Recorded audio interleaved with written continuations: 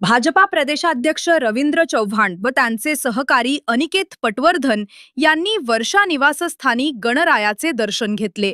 गणरायाच्या कृपेने महाराष्ट्राच्या प्रगतीचा मार्ग बळकट व्हावा।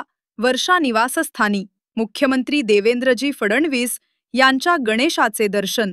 मुंबई राज्याचे मुख्यमंत्री देवेंद्रजी फडणवीस यांच्या वर्षा निवासस्थानी यंदा स्थापन झालेल्या गणरायाच्या मूर्तीचे दर्शन घेण्यासाठी भारतीय जनता पार्टीचे प्रदेशाध्यक्ष श्री रवींद्रजी चव्हाण व त्यांचे सहकारी अनिकेत पटवर्धनजी यांना बाप्पाचे दर्शन घेण्याचा योग आला।